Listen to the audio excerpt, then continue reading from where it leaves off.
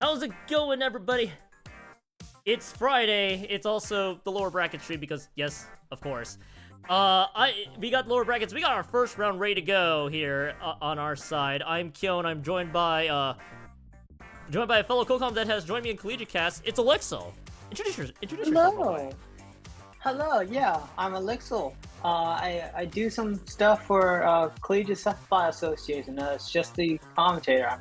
I don't really have a high role. I'm just a commentator. I just kind of hang around. I also do competitive Splatoon. I do sometimes also coach some people. So expect some like a little bit more analytical commentary from my end of things. Oh, first of all, are you excited to cast the lower brackets for Proton Splat League, the first season of Splatoon 3 for us? Oh yeah, definitely. I mean, Proton Splat is quite known in like the Splatoon scene, and being able to kind of have the honor to cover essentially a part of that it's an honor. Oh yeah, for sure. All right. Listen, we're about to get our crew hopping into this lobby here in just a moment. But first, I'm gonna go ahead and cover the maps that we have queued up and ready to go while we're waiting on everybody here. Our first map is Umami Ruins Splat Zones. We got Manta Maria Clams for Game 2, and if we have to go to a Game 3, it's Sturgeon Shipyard Tower Control. What are your thoughts on this set of maps? Umami Zones is a bit stall heavy. Manta Clams is very snowbally, and Sturgeon TC is Sturgeon TC. It's any one game, to be honest, and it's probably the most fair of all three maps in terms of like favoring neither side.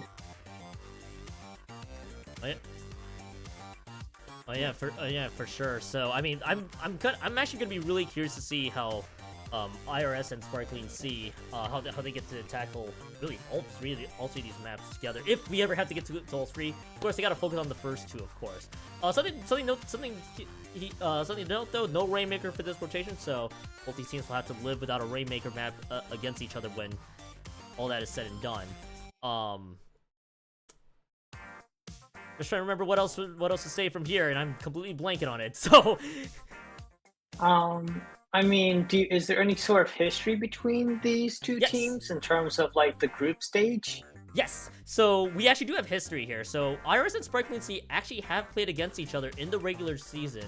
If I recall, week 5, they actually played against each other. Both teams had fielded their rosters. Just to give you a recap here, Elixir, all five of the maps that were included Turf 4, of course, and each individual ranked map. Sparkling Sea won 4 of them. IRS won the Zones map. So, Sparkling Sea set-wise, they won the 4 of the 5 maps in the Play All 5 setup. And now they get to play each other here, but this time in the best of 3. So, a little bit of history between the two. Yeah, but it's interesting to hear that IRS won the Zones map, since Zones is going to be the starting map mode for this best of 3. Oh yeah, for sure. And it seems like we're still waiting on quite a few of the opponents, as one of them just left. Yep. So from my side of things, I mean, I somewhat know both of these teams to some degree. I mean, I believe that I think that the closest fight between these two teams is probably going to be the Clams match or the Tower Control map, as both of those kind of like those maps. Zones is a bit unsure about, since Sparkling Sea's kind of changed around some of how they play Zones, and same for IRS, but I'm very interested to see how these two teams play out. Yeah, I think it's gonna be a ton of fun to see how both these teams do get to play out here now. The map combination, my personal opinion, from this best of 3, that might get a little tricky is Manta Clams. There's a lot of ways that both teams can choose to approach it in general, and it's gonna be what's the word I'm looking for? It's gonna be intriguing to see how both teams how they want to attack on the clam side of the fence, and then see where it goes to. Especially when you factor in the location of the barrier and whatnot. I mean, the location of the barrier is not really all that important, as the main thing is just to control the street area. Yeah, for sure. Since there's so much time to get to the basket, like even if you make the jump or you like from the right side and hop over, I mean, you still have to go through a little bit of street before you get to basket. So it's all about that. It looks like people are still kind of entering the lobby right now. Yep. Yeah, so we're still. It looks like we're waiting on one of the teams to show up. Go ahead.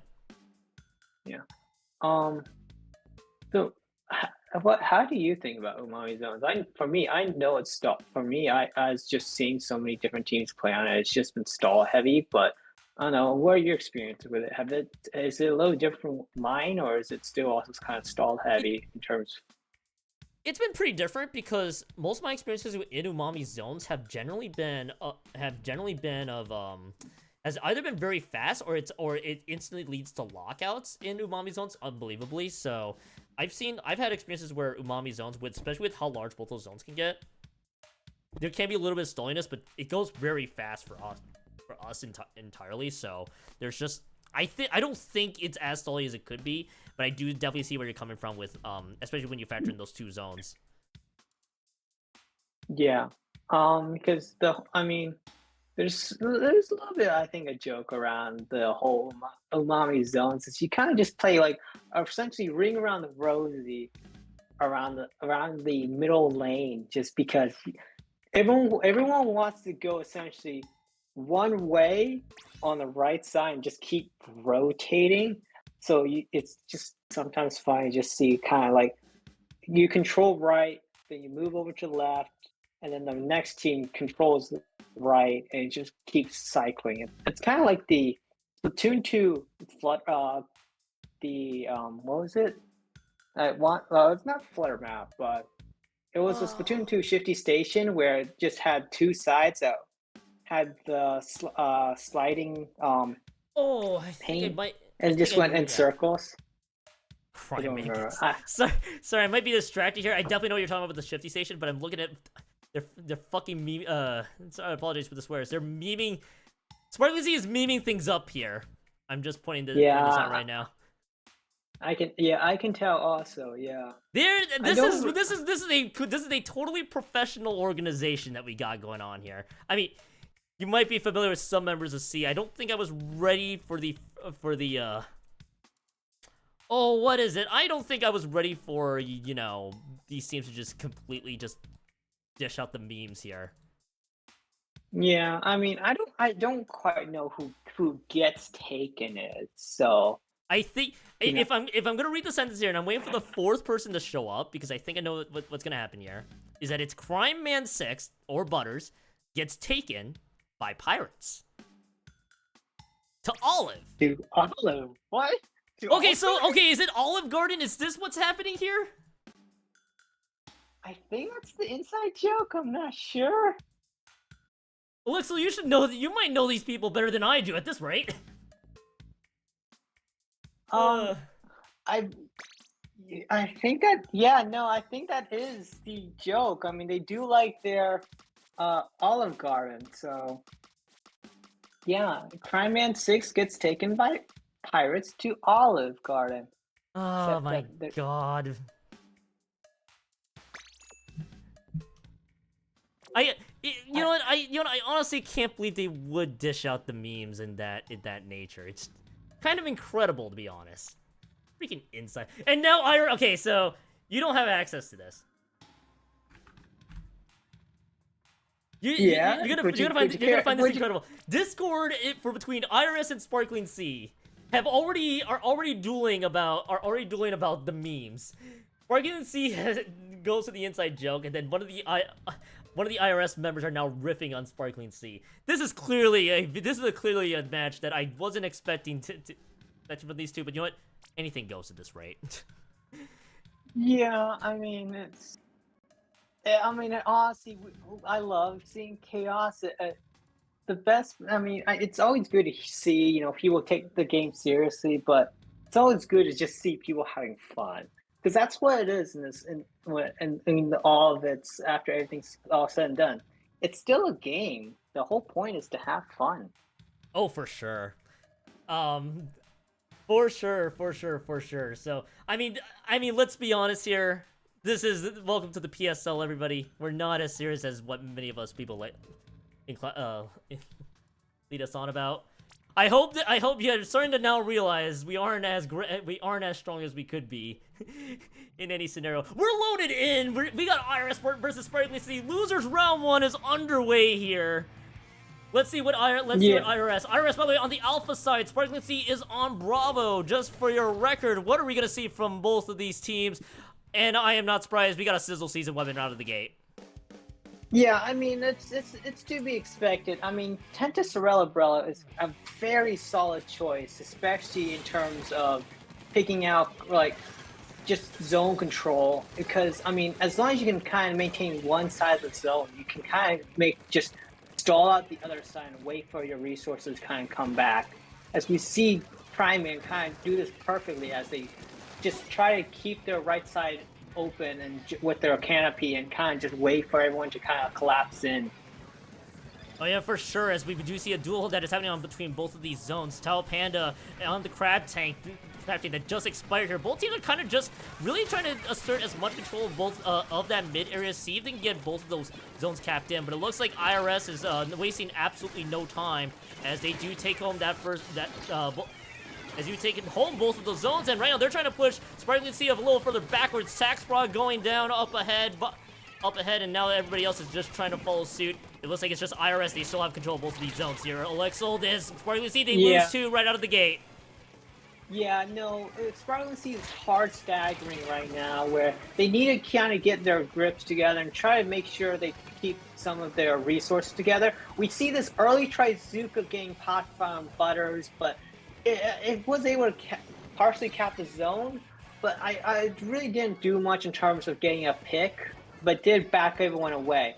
Now, what SuperIcee now needs to do is get kind of more specials on the way and try to see if they can get themselves a crab and start trying to zone out IRS. For sure, as right now SuperIcee they just have to keep holding the floor right now. Both members are basically being attacked away as we do see the T-Tech on the flank. It takes out 2 members out of the picture. IRS should be able to put both these zones in, and the T-Tech and Alexis, they do take out the remaining members of SuperIcee. It's a point flip the other direction. SuperIcee, a decent hold on offense, but they just couldn't hold on as long as they could. IRS found the opening, and right now IRS, they do lose 2 right out of the gate, and now SuperIcee, they might be able to recap both of these zones. They gotta burn through some of these penalty points, but they're back to where they are. Yeah, but we see a little bit of these 1v1 encounters getting taken by SuperIcee, and we see this crab tank go down from the side of SuperIcee, which is not exactly what you want to see when you're SuperIcee and you need to be able to control the zone in front of you, try to lock out IRS. Definitely, and now both teams are back to this whole stalemate here. SuperIcee, they only stopped just a tiny bit short of clearing out of those penalty points, and now we do see members of IRS just slowly dropping. They are down to 3 members. They lose 3 out of the gate. Now you got SuperIcee. They're pushing up ahead. Everybody's just trying to go far up, trying to make sure that IRS has no opening to work with. It's the correct move, because right now SuperIcee, they're out of those penalty points here. 45 points remaining. We could be seeing something good here. Elixir, the Inkjet, is popped out from the ballpoint. Har is able to try to fire from range, but it looks like this could be enough for SuperIcee to flip it to their lead. Yeah, and it was actually very nice to kind of see that the tent from SuperIcee was able to kind of keep everyone kind of distracted from IRS from the zone, and that allowed SuperIcee to kind of just let them kind of get a lot of these points coming in. Now, IRS is now fighting very hard for these zones, and that's the zone flip right there. That's a huge zone flip here because SuperIcee 3 points remaining, and they can't get out of this KO. This is such a close battle between these two teams here. As we do see IRS, they do lose 2. We got the range blaster firing in, and now the rest of IRS is white. Sparkling Sea has control of both of those zones, and they're looking to zone them out right now. It is the move, and now IRS, they gotta find that offense, and both of those zones flip with 53 seconds left. Yeah, but I mean, they still have some time that they can try to get some resources up, as you still have plenty of time technically to still get a few picks. As we see this tent move from Sparkling Sea move very far ahead, overstaying a little bit, but was able to keep everyone kind of distracted and eventually went down. Yeah, now IRS, they're now having to stagger in. Losing members are starting to become huge. That Sorrel Umbrella might actually prove to be a lot more valuable than they let on. But right now, one of those zones is flipped, and Sparkling Sea, they get both of them back. They did lose 2 though. It is going to be slightly neutralized. IRS needs to get the other zone in, and Sparkling Sea, they're just trying to paint over this one, Alexis. Yeah, and we see the Tri-Strike kind of pop up and try to see if we can try to get that zone flip, which they do. And now everyone kind of has no resources in terms of specials. Although I believe that I was about to say Sparkling Sea has a special advantage, but with 2 going down, things may be looking towards the favor of IRS. Yeah, and the fact of the matter is, Sparkling Sea, they lose 2, and they lose the Neo Squish, they lose 3! It's almost a delayed wipe here, Alex, so IRS wins a crucial fight. CrimeMan Butters on the Sorrel Umbrella has to fight from range. The OT is still expanded upon. We're gonna take over this one here, Alexa, here as the Tri-Strike comes out, the Sorrel Umbrella drops again. They have to win this fight. They lose 2, though. This is gonna be huge, too. They lose 3. The Crab takes the only one alive, and now they should be able to paint over this zone. They've wiped them out. And IRS was so close, but just a bit short. Sparkling Sea, they win the first map. Yeah, that was a very close fight between Sparkling Sea and IRS. Just being able to trade points like that. I mean, it looked in the very beginning that IRS was going to hard sweep Sparkling Sea, but eventually Sparkling Sea just kind of came up on top and started locking out IRS, and then it kind of flipped over a little bit to the other side where IRS was kind of holding the lead during overtime. But I mean, that was kind of exciting, just kind of seeing how these 2 teams would just try to play around their numbers and make sure that they just contest that zone. For sure, it was just crazy back and forth, and I'm with you on this one here because IRS looked like they had that unlocked. Sparkling Sea had a hard time going into that zone when they really needed to, but they just a tiny bit short than what they needed to accomplish. And Sparkling Sea, they just held the line at that crucial moment. And what I thought would be Sparkling Sea possibly losing that first map, they win that first map handily. Now at match point, but they got to win it on Manta Clams. This is the map combination I'm going to be a little weary about coming into this one. So let's see. So I'm gonna see if IRS has some slight changes to their strategy there. But overall, what a start for Sparkling Sea. Yeah, and IRS needs to somehow play around against that tent that came from Butters, because tent is very strong, especially on Manta Clams, as you just need one canopy to essentially just lock out the entirety of an enemy street and just have a free way to the basket. You need some more bomb spam, or you need something in order to kind of take them out. But I'm not sure about the kind of comps we're going to be seeing from Sparkling Sea, since they are playing around the new Sizzle season weapons. I mean, I wonder if IRS wasn't probably prepared for that Sorrel Umbrella to show up in that first one, because again, it isn't the Sizzle season. Everything that we know a lot about Pocket Picks, it's out the window at this point. You could be seeing a lot of teams really dish out a lot of these Sizzle season weapons. Sorrel Umbrella, I've been hearing, is just starting to become huge into the mixture. I've seen rumbles of possible Wiper Deco shenanigans, which I'm not sure if either of these teams are going to really want to dish out. I've been hearing things from other teams trying to cook up whatever compositions they have for specific map combination. I'm going to be really curious to see if they can do it. We're on to Manta Clams, and this is match point for Sparkling Sea. Winning this one when they move on to the next round. IRS needs to win this one to extend it to a game 3. I don't think there's any changes I see from IRS, but I do see changes on Sparkling Sea. Let's cover them both. Yeah, no, yeah, there's no real changes from IRS except they changed over to a tri-slosh Nouveau to kind of do a little bit more of aggression, which is what you want from Clanblitz since it's a much faster mode. And you have 96 Deco coming from the side of Butters in exchange for that from that 10.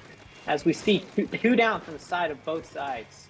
Yes, for sure. And I actually kind of heavily favor what I like what I see from IRS, but here's also something that you might be curious about. This is not the first time that I've seen SuperIcee dish out a weapon that has a Kraken special, and when you consider the very famous Kraken Clam strategy that some teams like to dish out, it's a very risky maneuver, but actually has a lot of value. I wouldn't be surprised if SuperIcee defaults to that to kickstart some of these pushes. IRS will need to find a way to shut some of that down if they want to prevent that from happening.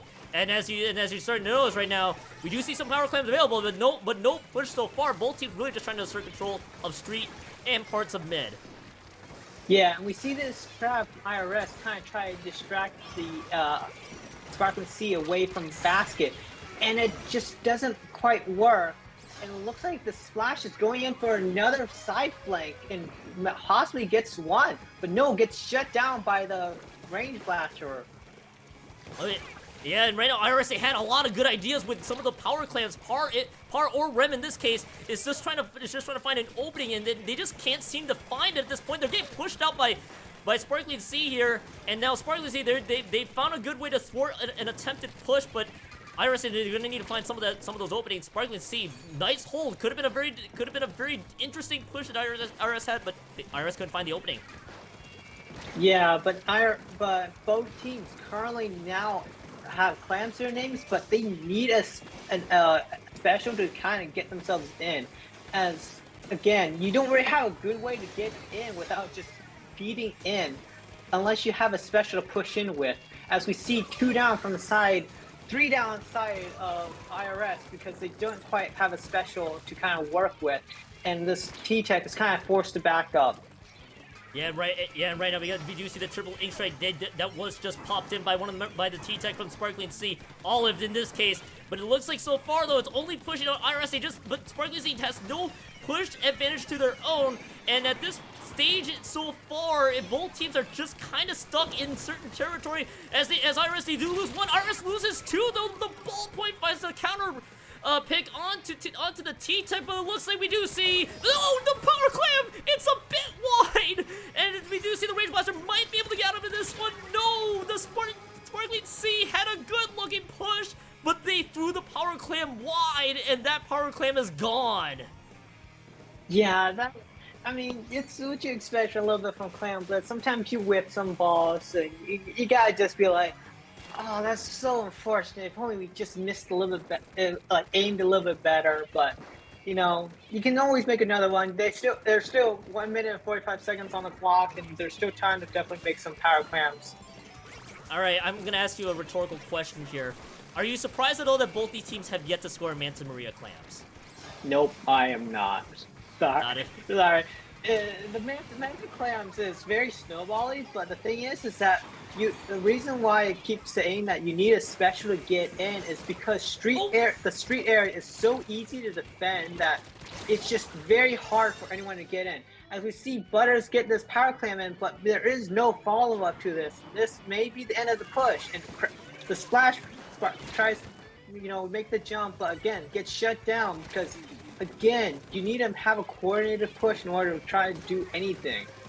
Yeah, but IRS, they're still losing members, so yeah, I do agree with you in this case that you do need a coordinated push to make something happen here, but IRS, you just don't have any clams available. This is just isn't looking good right now for IRS. They have to get that power clam available here. They do have that PD clam stuck in the back, but Sparkling Sea is just winning a lot of these fights so far, and yeah, they do lose one of the power clams from earlier, but Sparkling Sea, they opened the door at least with the push. Here's the counterpart though. It's only one power clam on the scoreboard.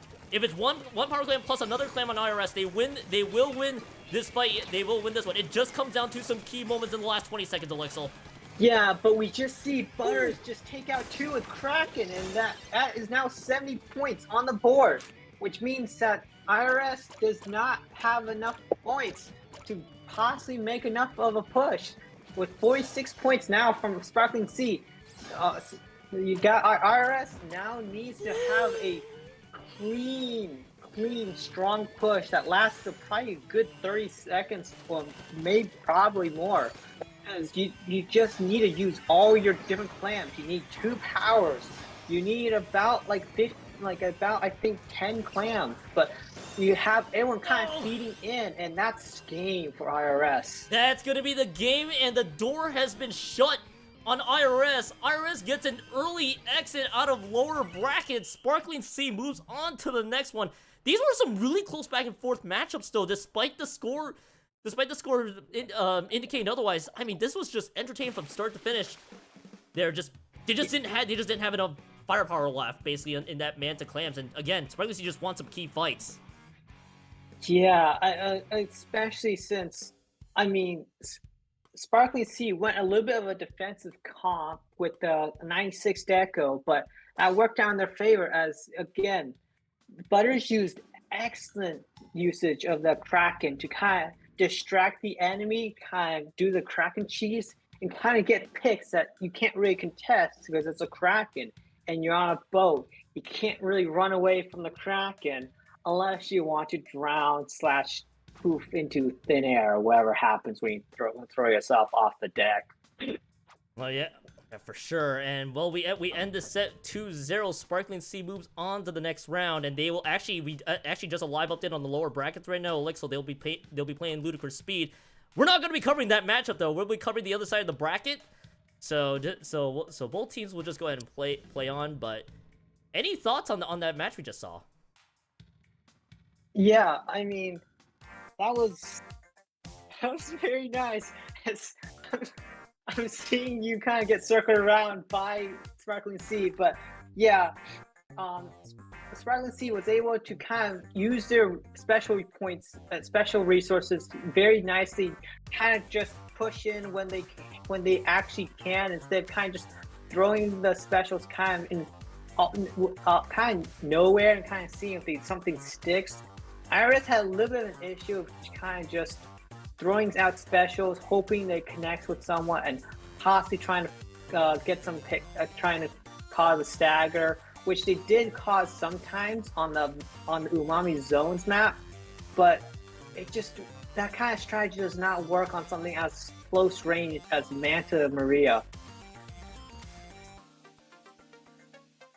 Oh yeah, for sure. And I mean, all that being said, it was quite the adventure, really, to see how these two duked out here.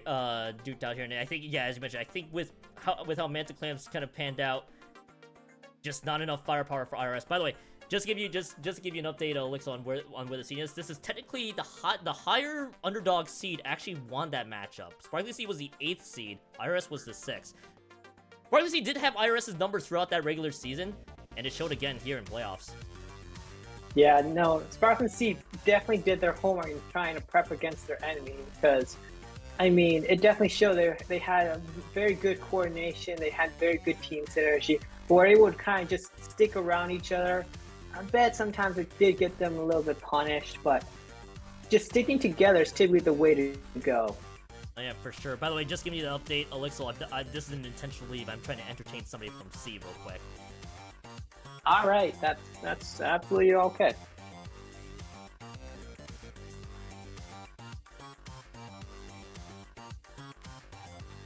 I'm actually really happy to see that Sparkling Sea, you know, for how their season has went, they come home with a victory that I think surprised me too. I had some people thinking, some probably thought that IRS might have been able to possibly win that set, all things considered, but that is not the case.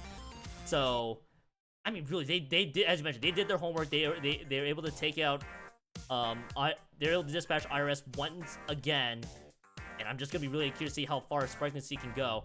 As I'm gonna be heading back to the lobby, I'm just trying to figure out exactly what the heck they're trying to do here. Yeah, that's absolutely all right. Quick.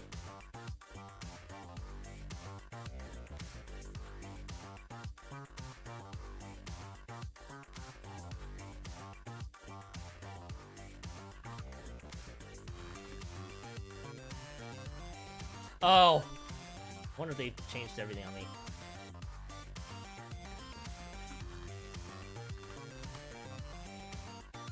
Are you still on the mic?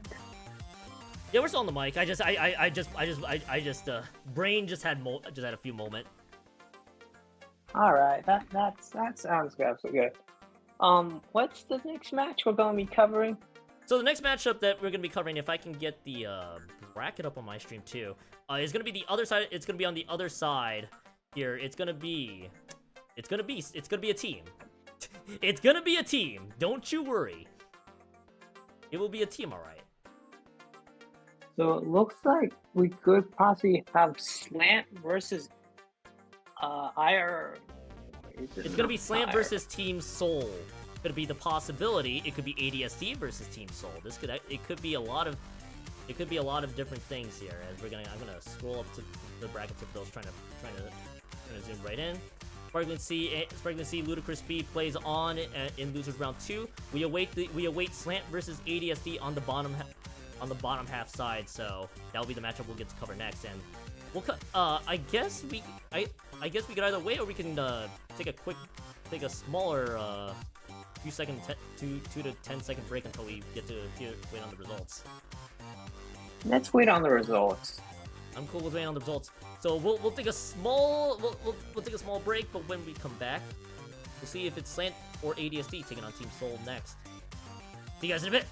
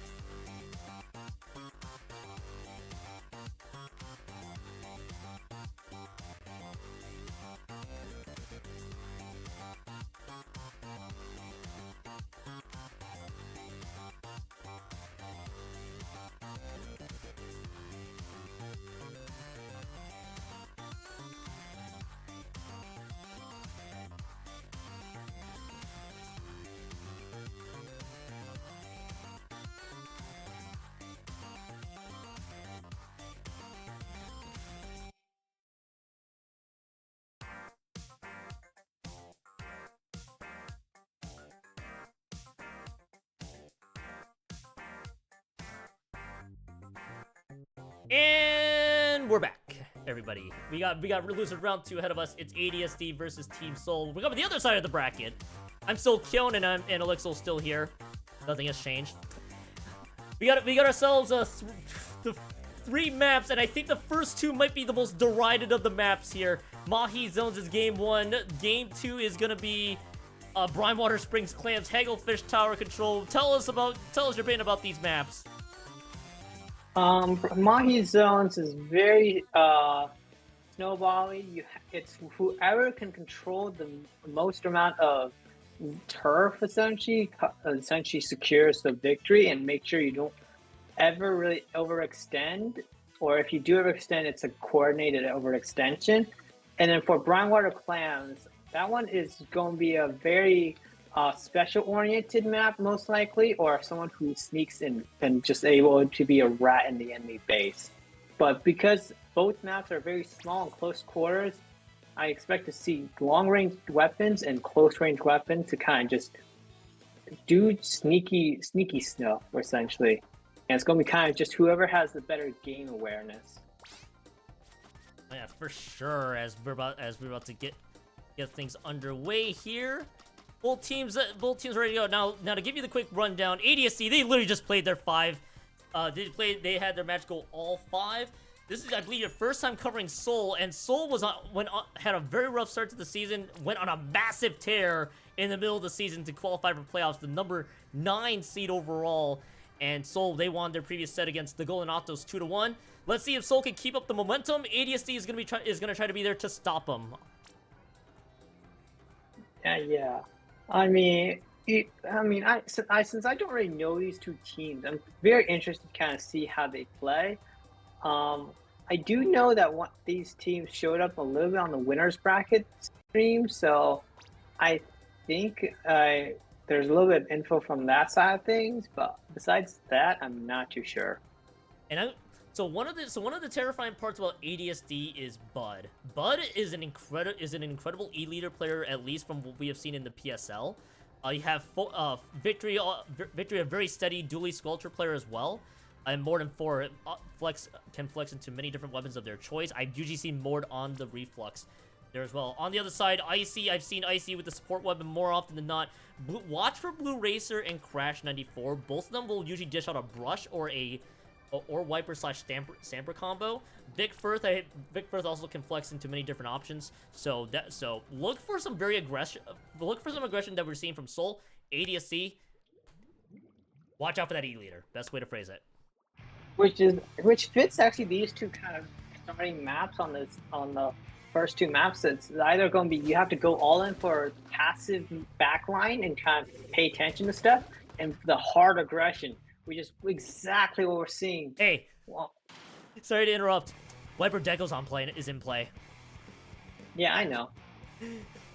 I had to. Sorry, go ahead.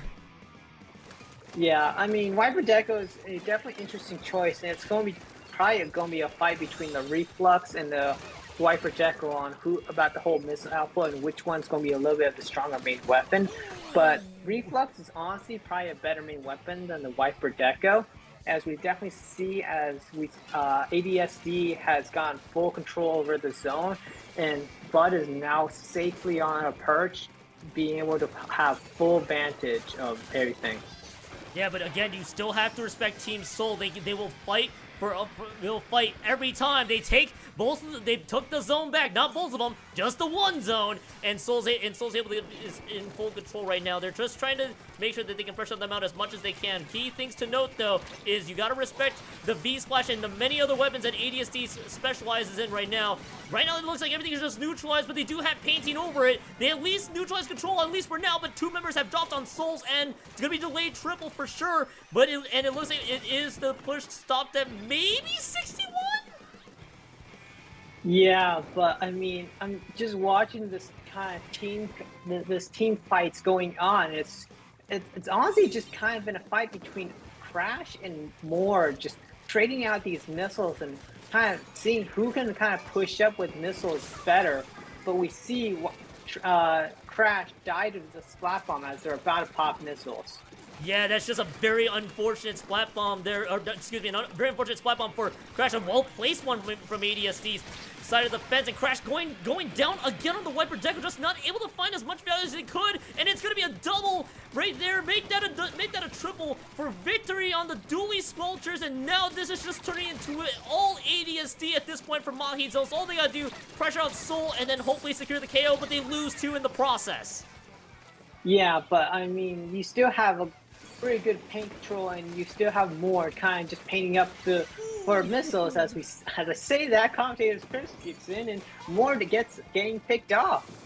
Yeah, commentator's curse absolutely showing up, and not when you wanted it to. And it is going to be a trade for the Wiper Deco and the Dually Sculpture. Still nice value though, Soul winning that trade.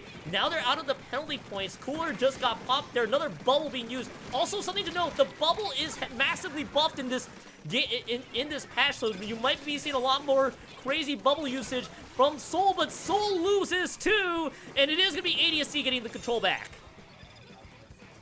Yeah, I mean, the bubble is very nice since it covers pretty much the entirety of the zone, but you still, since Mahi kind of just dips down into essentially like a bowl shape, I mean, you don't get as much value from the big bubbler as you sometimes would, because you can just, it's a little bit easier to kind of hit the weak point of a big bubbler, but again, these two teams are kind of just need to fight over these specials, and again, Mord and Crash are just trading these missiles out and just trading in general. Yeah, a lot of these trades are happening between both of these teams right now, but Soul's just continuously losing a lot of firepower with some of these picks that right now ADSC is having here, and ADSC is just having to fight just to get both those zones in. The Wiper Deco's just out of position entirely, and now ADSD, they have control of both of these. Not both these zones again, the one zone here, and it is going to be the Ink Brush dropping on the side of Soul as well. VickFirth on the Tri Nouveau dropping, and this is looking to be ADSC's map to win here. Yeah, and I don't know, Kian, I can't quite tell, but I haven't seen many, beacons coming out from the Wiper Deco. They kind of just were using just for the weapon for its missiles, kind of forgetting about the beacon side of things. Yeah, a lot of players tend to fall into the trap that, hey, Wiper has missiles, we can try to spam for missiles, but you also need to take full advantage of the beacon there as well. And beacon kind of hampering what the Wiper is supposed to do. In most cases, the strategy could be that they're just trying to farm for missiles. ADSC, they put a stop to what Soul had in mind, and they win map number 1. We're on to map number 2. It's going to be on Clam Blitz Rhymewater, but I mean, that was a very interesting back and forth. Could have gone either way, really, but Soul kept losing members at pivotal moments. Yeah, but Mahi Zones kind of favors the backlines just because there's no good way to approach any backliners.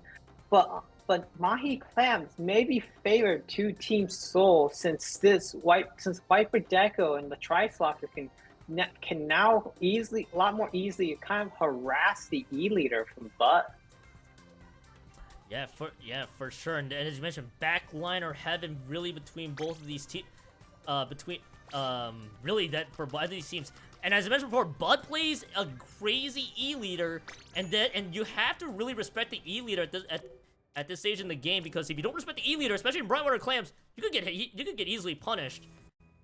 So it's gonna be real fascinating to see how this works out. I mean, I wouldn't be quite too sure about that. I mean, E-leader doesn't have any good too many bots to kind of set up. They have the main snipe at snipe, and you have around the sponge area to kind of snipe from to kind of have full vantage points.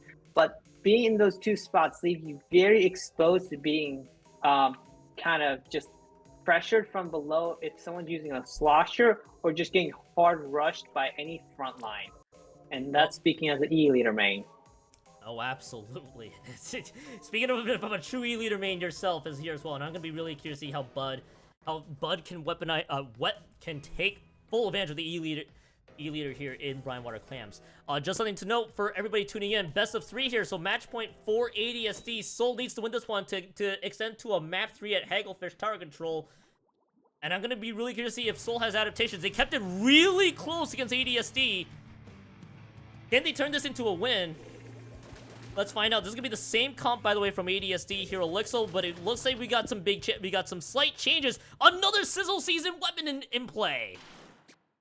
Yeah, Team Soul bring out the light Tetra dualies, try and go for even harder aggression, and we immediately see ADSD dually squelchers going in for a hard zip cast, the rail, which was a little bit presumptuous, but they're still hanging around, just waiting for someone to let their guard down.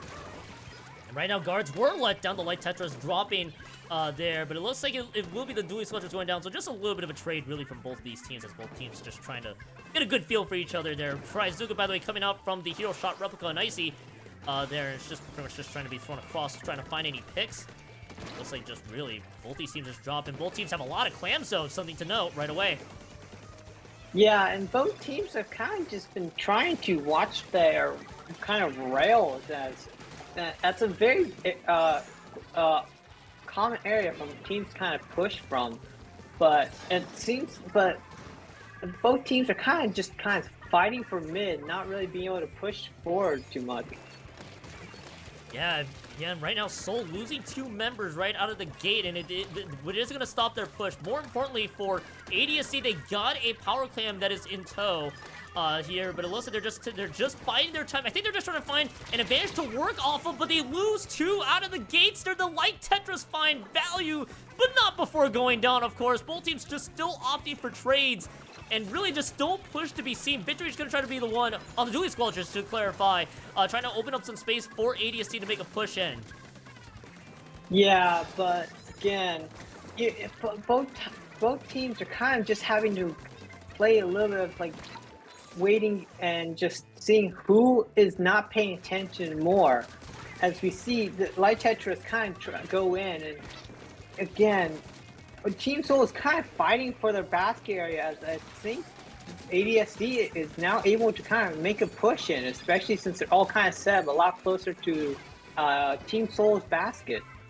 Yeah, for sure. It looks like they just need one more clamp for the power clamp, actually, because look at ADSC, they got a lot of control near that area there, and also the power clamp on Soul goes down, and it will be an immediate push.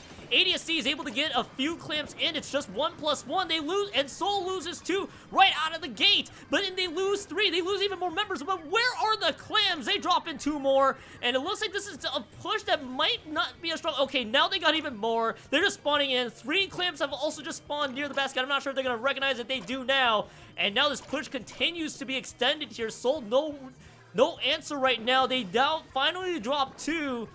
What a strong push, though, from ADSD. Yeah, definitely. Definitely, since it's now 47, you need more than actually 2 power clamps. Most of the time, people are confident when they get 2 power clamps and be like, okay, we're set. But Team Soul needs actually 3 power clamps to get all the way down to 40 or somewhere around that number, because that's the only way you can get lead. And getting that many power clamps and holding a push for that long is going to be a little bit hard, as we see Racer get shut down immediately. Yeah, they got shut down, and now ADSC, they got more control of that basket area on Soul's end right now. They got even the power clamp spawning in, but it looks like 4 cannot throw it in time, and that's going to be a nice find there, but it looks like Mordrayd picks it up and then recashes it in. But they're only stuck in the penalty points. Can they even get even more clams right now? It doesn't look like they will, so all it does is that it breaks part of the penalty points, but it's a free power clam, honestly, for Soul. Yeah, and that's what you want to see if you're Team Soul, but you need a good special to get yourself in, but you be having a hard time getting something in, since you don't have all that many good specials to work with. You have a crab, you have a zipcaster, but you don't have any good lingering specials, and that is seen as Team Soul gets delayed and staggered. Yeah, they got delayed and staggered, but look at the score right now. They were able to get 2 power clamps in, but Soul needs to repeat the exact same thing. They got a power clamp spawned in right away, but here's the thing, though. It's 60 to 47. They're going to need a little bit more than just the 1 power clamp. If they win a fight here, honestly, they may be able to take the lead, but it starts with key picks. They're losing the Hero Shot replica. The light Tetras are not going to help matters. ADSD wants to make sure they move on to the next round. Yeah, and with that, I think that could be game set because if no one picks up that power plant, that's game, Yeah, and that's game. that power clam has disappeared. ADSD with a nice second map. Not a KO this time. Soul nearly ran it back the other direction. But ADSD, they keep their hopes alive. They move on to the next round. Final score for this one, ADSD is 2, Soul 0. Yeah, that was a bit unfortunate. I mean, Team Soul had a very good idea of just going for the all aggression, but you just didn't have quite the specials you need for Clam Blitz, to be honest. You need something to kind of linger, it's like kind of like a Wave Breaker or an Ink Storm, because ADSD had a Wave Breaker to kind of let themselves in, kind of let themselves like linger within the enemy basket, whereas Team Soul had a Zipcaster. A Crab is all right, but that's too far away. A Trizuka, that's too limited. You have 3 shots, and you have an Ink Brush Nouveau with Ultra Stamp. That's also very limited in terms of its usage.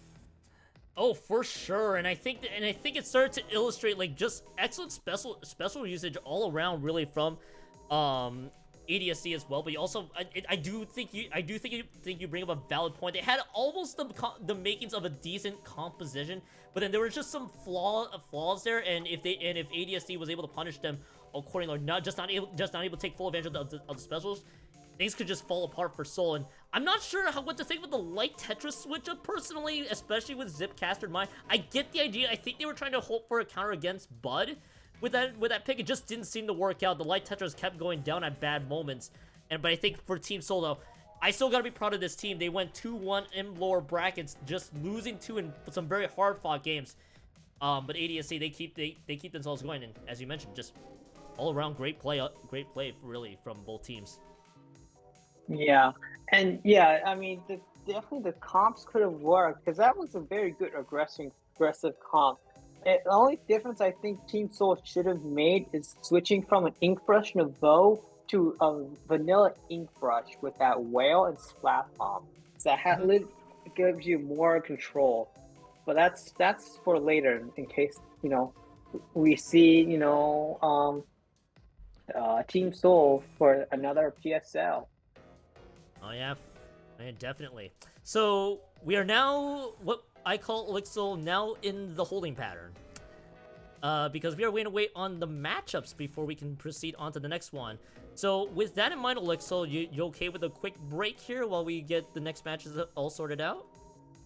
Yeah, I'm good with that. All right. Once again, we'll be going straight to a break here as we wait for the remaining matchups to conclude. But when we come back, we're gonna start round 3, and we'll announce what that matchup is gonna be once we get out of break. We'll see you guys in a bit.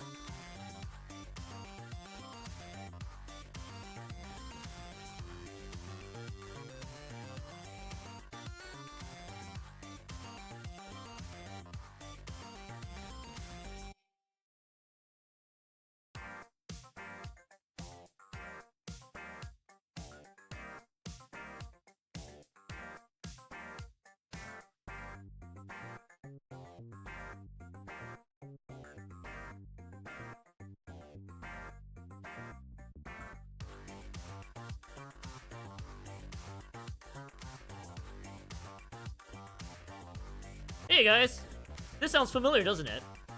Losers round 3 is upon us. We got our two teams here. IOSYS versus Sparkling Sea is the featured matchup for this particular set. Again, Elixir joins me for this one. We just covered Sparkling Sea earlier today. IOSYS this time. Let's see what they got. Yeah, I mean, IOSYS is a very strong competition, I think, for Sparkling Sea. Again, Hyun, do you have any history you can kind of inform both me and possibly the audience? Yeah, Mostly so yeah, you already know Sparkling Sea at this point. This sounds familiar for them. For Sparkling Sea versus IOSYS here. IOSYS is spearheaded by X for the primary part.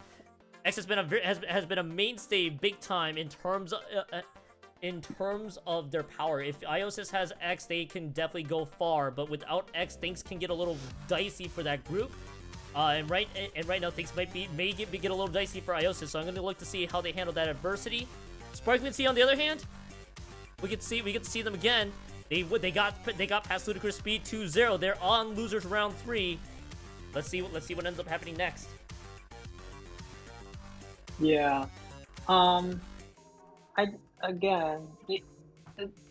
These two teams can definitely hold their own, especially since on losers bracket we did see that Sparkling Sea was able to 2-0 IRS.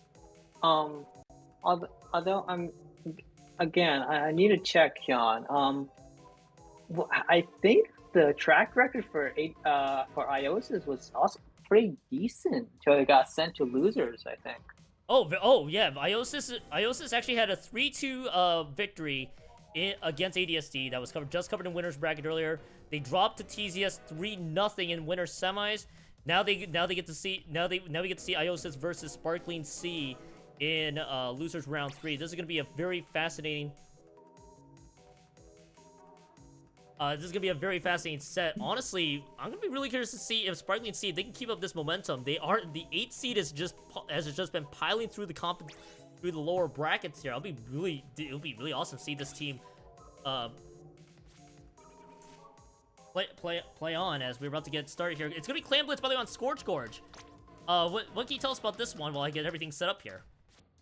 Yeah, so for Scorch Gorge, it's kind of you just have to kind of watch for that kind of main choke area. That's kind of your really main way to go in. You can push through grates, but pushing through the grates is kind of just mainly used as a distraction tool to kind of distract your enemy, and you need to be able to just hold that area for as long as you can. Just funnel clans to each other, as running to the clan as a group of 4 is never a good idea, as that's a good way to get a full team wipe. As for some of the other maps for this set, we have Sturgeon Zones and Undertone Rainmaker. Both are very solid maps that don't have many flaws to them. The only thing about Sturgeon Zones would be probably watching out for that snipe that most crab users love to take. And for Undertow Rainmaker, is kind of just seeing which direction the teams kind of want to take that Rainmaker checkpoint, whether they want to go for the safe left route or for the very risky right route. Oh, definitely, and we'll touch upon more Sturgeon Zones when we get to it. And for Scorch Gorge Clan Blitz, I'm gonna be really excited to see if how both these teams want to approach it. As you mentioned, I think it's gonna be the bowl around the middle area 4 in Scorch Gorge that could prove to be fascinating, let's say. But I'm gonna be curious to see how IOSYS and Sparkling Sea how they want to deal with it. But let's see what wounds up happening here.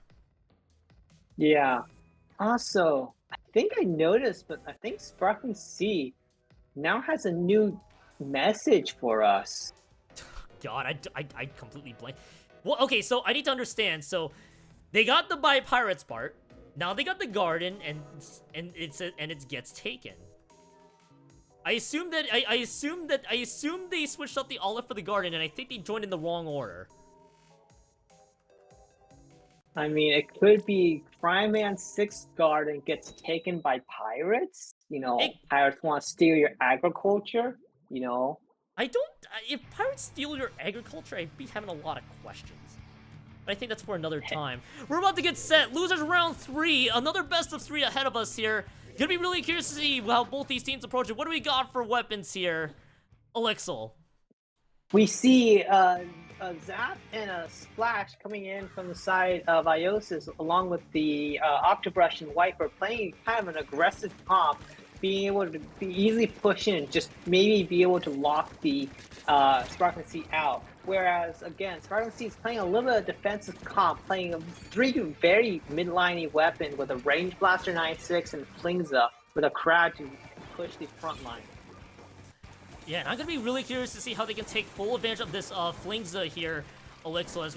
I've seen a lot of strong Flingza plays from Sparkling Sea in my time, and that's kind of what we're about to see here. Kraken jump, by the way, underway here. Butters is opening up the space to get an immediate push in, and we've alluded it to an earlier round that they absolutely love the heck out of this play, and they get a wipeout. IOSYS is wiped. Yeah, and that's a 1+4, and it keeps going down. And IOSYS is now just kind of stuck, just sitting at their kind of perch, just kind of watching as their basket is just remaining open. Now, 3 go down, and this Flingza is forced to back up. But having a Flingza back up is not always sometimes what you want, as it allows a Flingza user to get missiles for their team to get back in. Oh yeah. Oh yeah, for sure. As you know, they definitely seem to have as right now really for Sparkling Sea at this stage in the game, as we do see the stamp coming out. It's gonna be a trade really between the Splash and the Wiper, and all that's being said and done. It's only I'm seeing a lot more clams out of IOSYS' end. They're gonna try to go for a nice counter push, but they lose the Octobrush. On top of it, the Flingza does drop as well. More trading really happening, but IOSYS is just trying to find all the openings that they can. Again, I'd like to say that every trade will favor Sparkling Sea, because Sparkling Sea will allow themselves to hold the line. 2 Power Clams are online, I believe, here as right now the Crab Tank being popped in. They're trying to build some space, but Sparkling Sea is just going to be all over it. But the Wiper drops. Butters is just trying to crash right in there, and it looks like all that being said and done, it's 3 members down. Salty drops into delayed wipe. Yeah, and unfortunately, that Zap was trying to do something with those chumps, but it was just a little bit too late, and you had no team to go in with that, so you just ended up just pinning nothing and not covering any good space. As we see 3 kind of by the side of IOSYS basket, and basket is now open. Although you have Butters all by themselves, and they go down, leaving just Garden by themselves. Oh, yeah, this is such a weird sentence to say. It will always be the weirdest sentence to say for sure, and they do not pick up the free Power Clam to spawn the other one, so just the 1 Power Clam available for IOSYS here, and it looks like IOSYS is just having a tough time getting past mid, trying to get any territory down. As soon as I say that, though, Salty gets a pick, they gets taken by Salty, and at this stage, though, you see all of the specials being thrown out here, but 2 members are down on IOSYS' end. Yeah, and one of those people that went down was a Crab user, and we see the Zap try and get in, but there's just not enough space, kind of just to try to actually do anything as the Splash gets to, and it's just now. IOSYS has to play around specials to try to see if they just wait for their teammates to come back in. Yeah, and right now we do see the V Splash again going down to just a rogue suction bomb, and we do see the Ultra. They're just using their Zipcaster. They're trying to go and find more picks there. They just can't find anybody right now, and they're having to recall back. But it looks like the back door was open though. Sparkling Sea snuck a push right under IOSYS' noses, and they get even more points on the board. What on earth is Sparkling Sea's just insane clams play? I know the Kraken clams is a strategy that can be played, but I did not expect the backdoor push. Yeah, I mean, I think IOSYS is at this point. I don't think their heads right in the game right now, as they've got to be really discouraged, just knowing that is our basket just going to suddenly open? We have to keep an eye on all of them at this point. I mean, Sparkling Sea is just completely getting IOSYS' number here on clams. Here's something to be worried about right now, though. The clam economy is insane on the side of IOSYS, but as soon as I say that, they cash in one, but where is the follow-up? It is going to be Sparkling Sea winning the fight. They take out 3 members. They put it down to 60 points, but it is not enough. By the end of this one, Salty jumps to certain doom, and Sparkling Sea holds the line at a crucial moment with a second left to go. Overtime, yes, is still available, but they're going to need a lot more than just the one power clam. IOSYS, they just need to find one last push ahead of them. The NZAP 89, the Auto Brush, 2 members drop, and another backdoor push, and it is going to be 2 power clams, even more overkill to break the barrier. And Sparkling Sea, they continue their run of destiny as they win the first map. Yeah, I definitely think that IOSYS was definitely aware of most of the team of Sparkling Sea. They just could not find a way to fight against that Kraken play. They weren't able to kind of just funnel it away, and were just having to just watch as their basket just kept getting opened by Sparkling Sea. Sparkling Sea just kept backdooring the heck out of IOSYS. IOSYS just had no response to just the amount of pushing that was just going on from Sparkling Sea. Okay, the first push was a Kraken Clams maneuver. We've seen this a couple times here, but then Sparkling Sea just keep finding openings for the rest of their team to just hop right in, and it's like, nope, we're gonna try to backdoor you and make sure that you don't have a chance to push. And that is exactly what ends up happening here. That it's just Sparkling Sea just going on a tear in clams. And I just flat out couldn't believe it.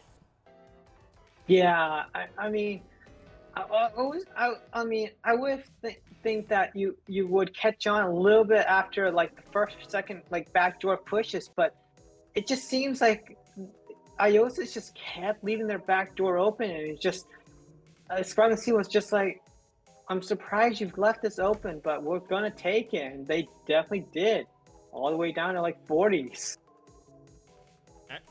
Oh yeah, for sure. Here, as Sparkling Sea, as I mentioned before, they continue on this just incredible run through lower brackets here, and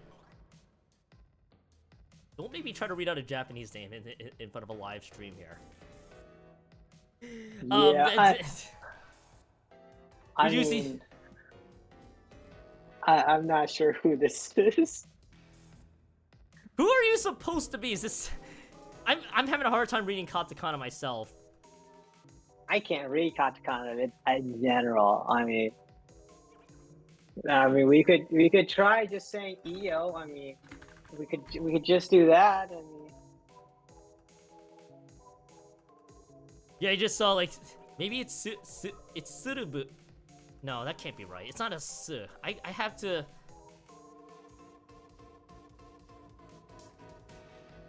Yeah, just give us a moment as we try to figure out who just subbed in for IOSYS. But yeah, the next map we're going to be seeing is going to be Sturgeon Zones. I'm very interested in how this person who subbed in for IOSYS is going to play, but the idea of Sturgeon Zones is being able to kind of control the enemy's snipe area, as that's the best vantage point you kind of can get. And if you can set up any sort of backliners or a crab, for example, and just kind of hold the enemy court in general, you can pretty much keep it a snowball effect. Oh, yeah, and I'm gonna be really Realius is the word I'm gonna use today. No, I'm gonna be curious to see if IOSYS has an adaptation, by the way, coming into this one here, because right now IOSYS is now down 1-0. They need to win this second map to extend this to a third map here. Sparkling Sea's momentum just keeps on going. They went 2-0, 2-0. They've yet to drop a map, which is gonna be the ultimate caster's jinx, if I say now that I say it out loud. So for IOSYS, I'd like to see if they have a better response. They're without X from what we're seeing here at this stage. So without X, I would like to see this team see if they can try to adjust to how Sparkling Sea has played so far. I know it's just been the one map, but this is their only opportunity to see if they can find the answer that they need, and it has happened here on Sturgeon Zones. Yeah, I mean, again, I'm very curious to see how IOSYS is going to kind of switch up their comp and try to fight against against Sparkling Sea. I mean, maybe we'll see another new Sizzle season weapon, but I mean, the probably a good way to fight against this Sparkling Sea would be hyper aggression or another defensive comp. Fight defensive with defensive. For sure, and hey, it might be a battle of stall versus defense here, so maybe things can always shape up when we least expect it here. This is gonna be match point for Sparkling Sea to continue their run to loser semis. IOSYS needs to win this one to stay alive in this matchup. No Sizzle season weapons yet, but I see double. I lied. There's a Sorella, but I do see double splash.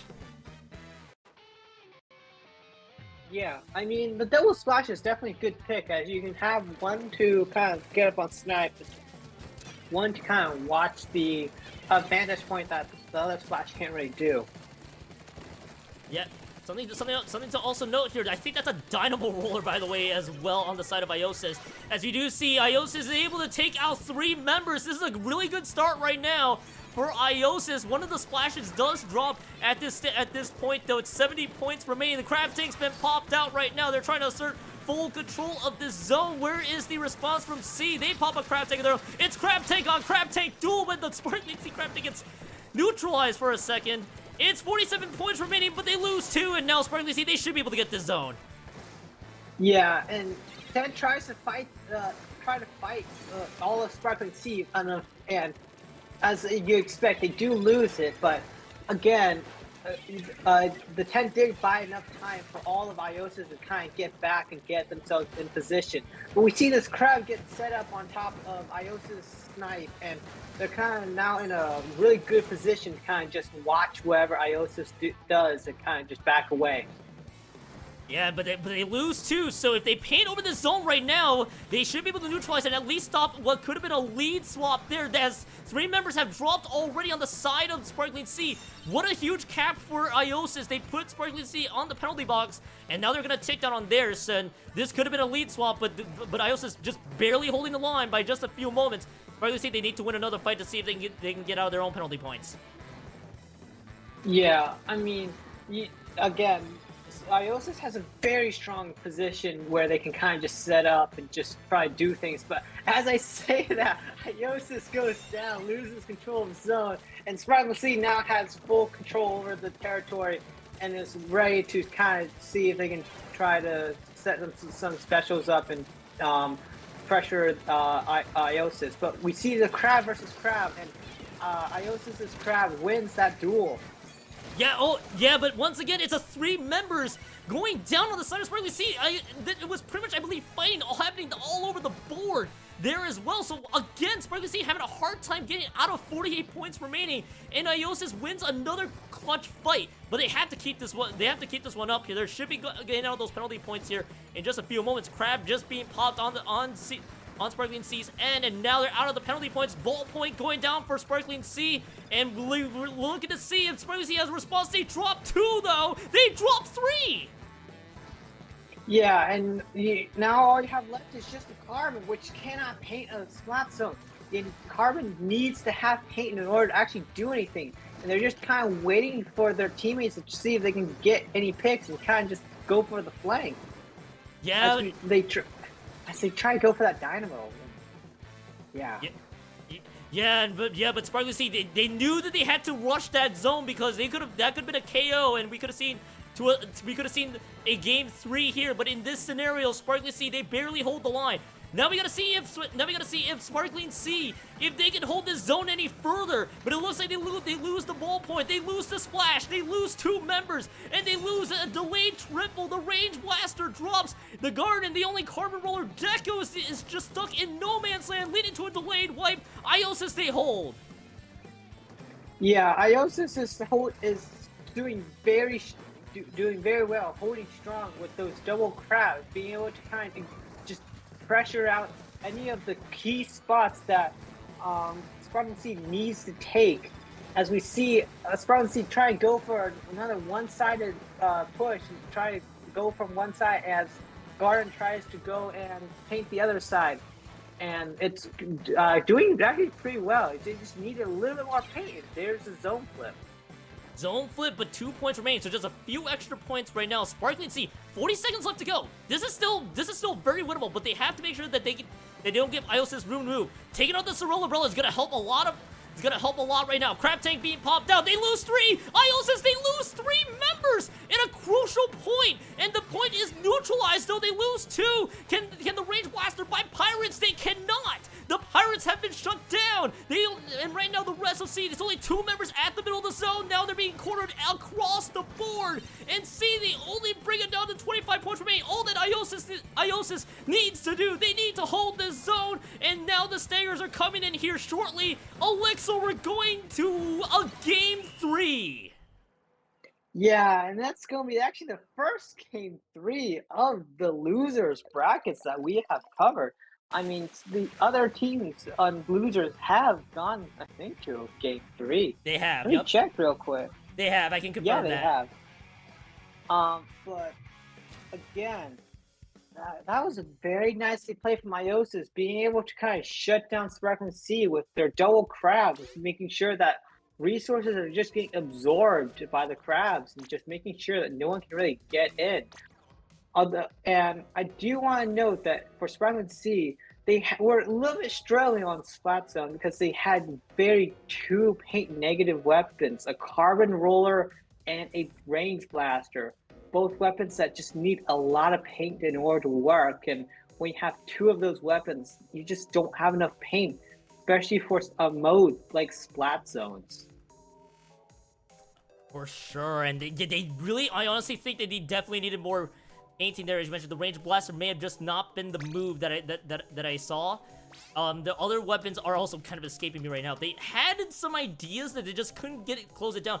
The double slashes might have been a problem there, but I do want to highlight, some of the other support weapons such as the Sorrel Umbrella and the Dynamo Roller just proving to become huge as well. So it's gonna be really key here. A crucial third map coming up here shortly between these two, and we do see right now both teams not up 1 map apiece. How do both teams want to tackle Undertow Spillway Rainmaker?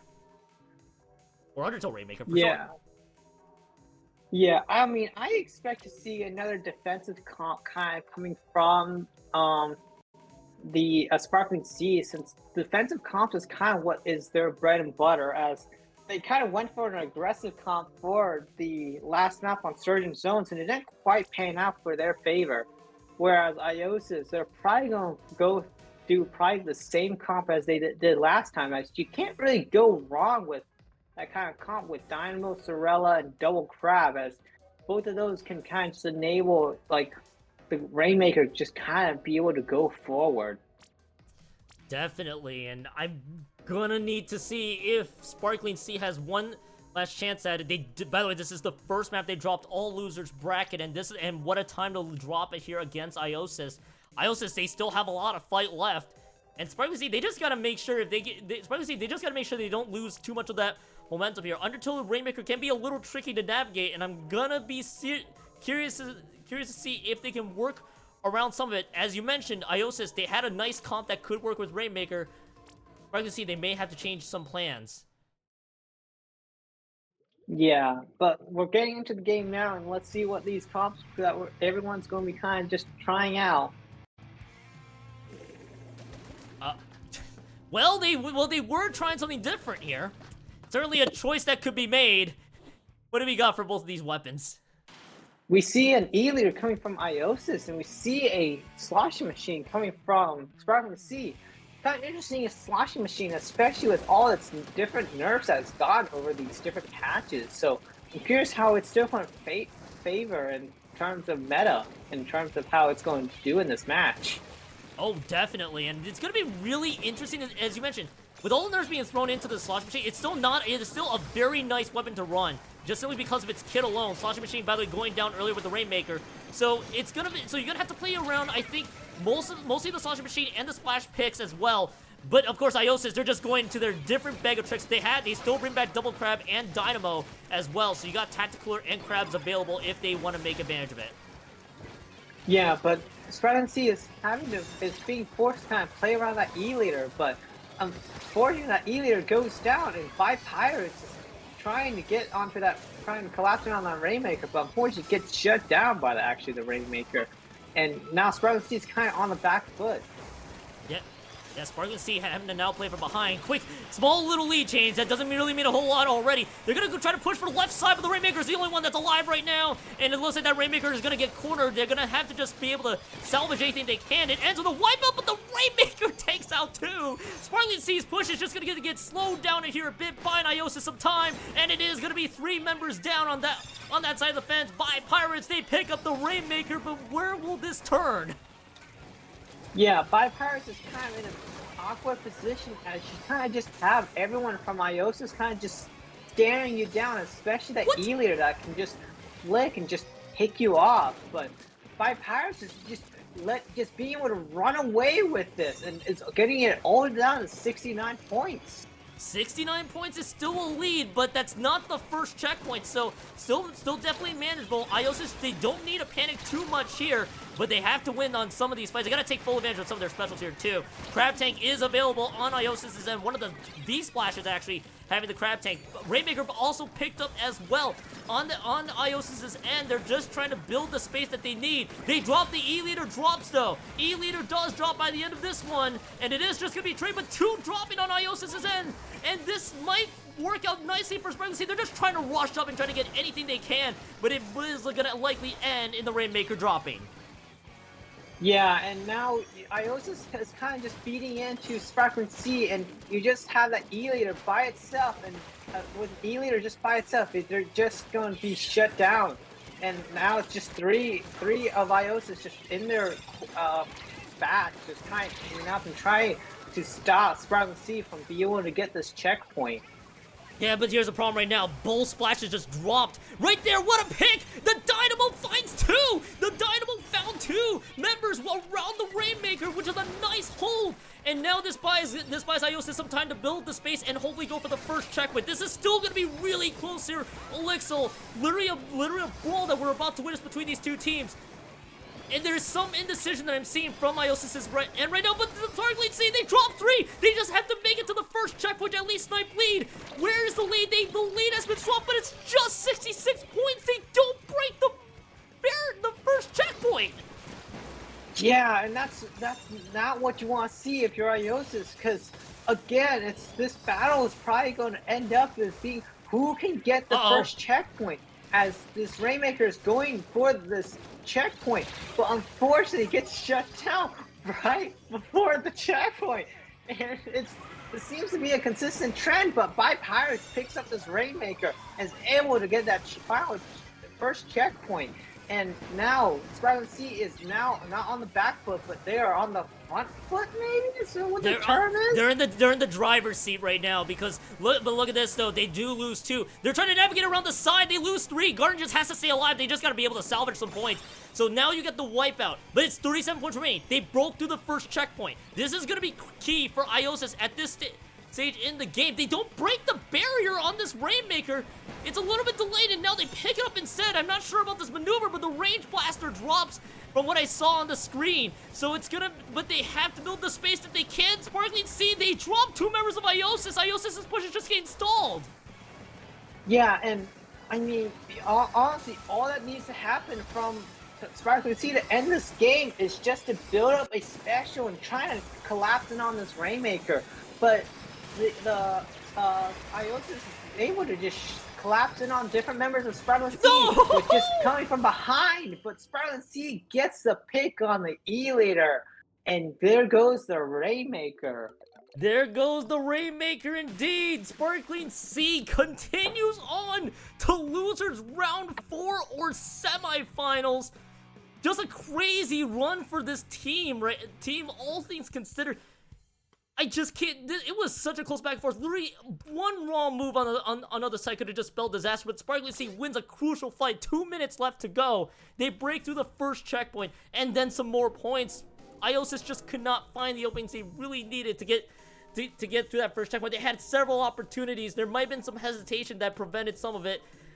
And that's all we're gonna note there. Losers round 3 ends with Sparkling Sea going up 2-1. They move on to take on the winner PEKO versus ADSD. It's not ADSD. It's actually.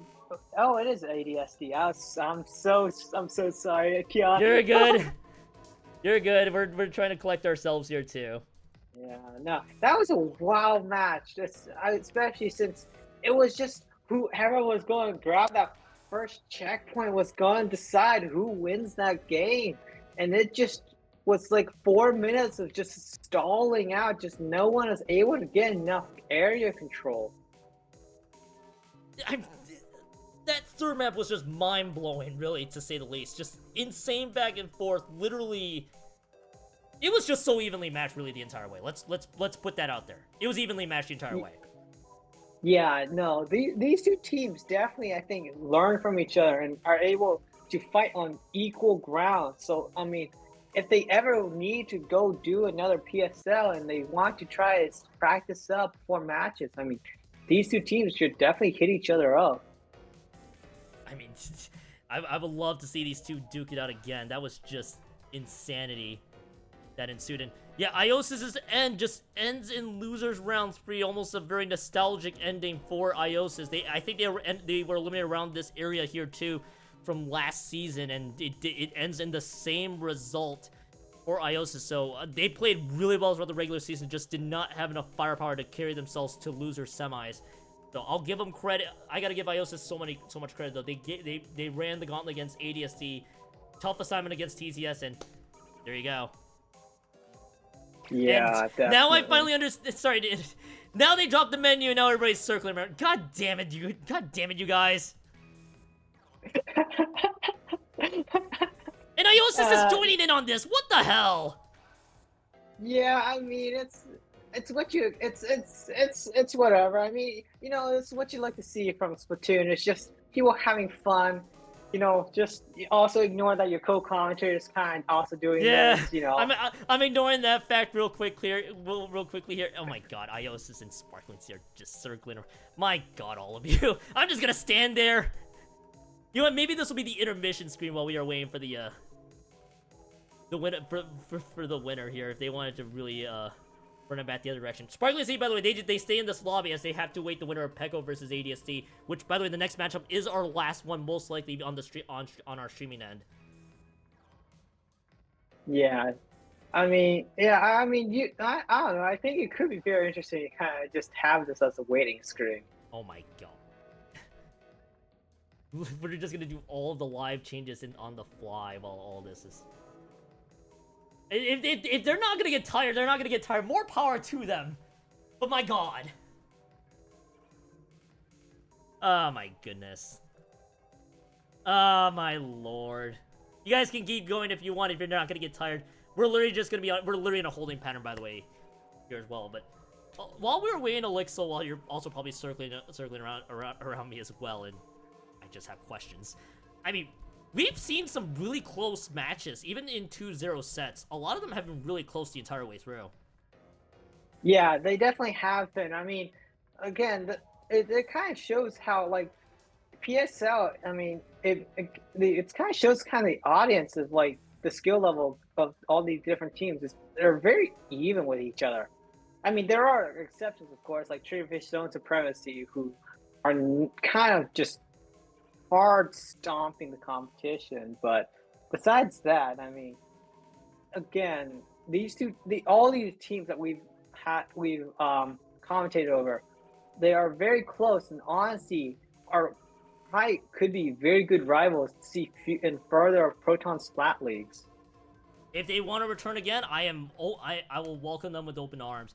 A lot of these teams have played solo. I would love to see them back in the Proton Splat League when we do the next season here. As I'm gonna just say this right now on stream. The general chat in Discord is doing hashtag Kyung Call. I have questions. What is happening? Oh my god, all of you. I mean, I don't quite know. I mean, I'm still new to the whole Proton Splat League community, alright? I mean, I'm just seeing this chaos and just kind of welcoming at this point. Because, I mean, this is Splatoon 3. Splatoon 3 is all about chaos. Chaos won. Chaos should rule. I definitely agree with you. And as you mentioned, I'm going to point this out for those who are in the chat, for those who are wondering who my co-com is and why you may have never heard. Elixir, fantastic player, I believe. What team is it? UCF Kraken Squids, right? Yes, I play for the B team for UCF, University of Central Florida. Yeah. Just because I'm the B team does not mean I'm bad at this game. I would still think I am a pretty decent player, and I still do help other people who are still struggling and are still new to competitive Splatoon. Oh, definitely. I definitely enjoyed, by the way, co-commenting with you this entire time. This has just been, you've been magnificent the entire way through, and of course, welcome to just the insane chaos that the PSL community likes to throw at me and all of us all at the same time. So I hope you are fitting in with the chaos. There's probably gonna be a lot more of it down the road. Yeah, I mean, again, I love this. I mean, whenever I do tournaments, I sometimes just love to just do like frog hopping and just doing like the pong on the ball on the walls. Oh yeah. All the fun things that people love to do. Oh, absolutely. I love when people just love to just get loose, have a lot of fun here as well. Just real quick, no, we are not. I don't think we're gonna really go into break because these guys are just kind of enjoying themselves. They're still circling around me. My God, both of these teams are just enjoying all this. We're not gonna go to a break because we're literally just waiting on the next matchup. It's literally just PEKO versus ADSD. Whoever wins that one, they'll be on the feature stream here in the lower bracket side.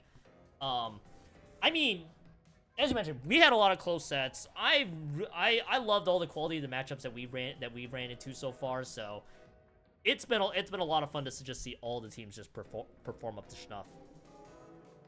Yeah, definitely.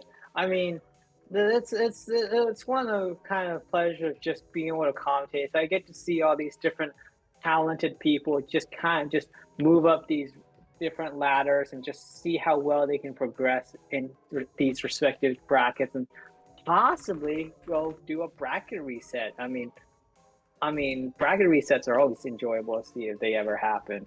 So it's funny you mentioned bracket resets. So a little history for you, Elixir, is last season, the very last season of Splatoon 2 in our PSL lore.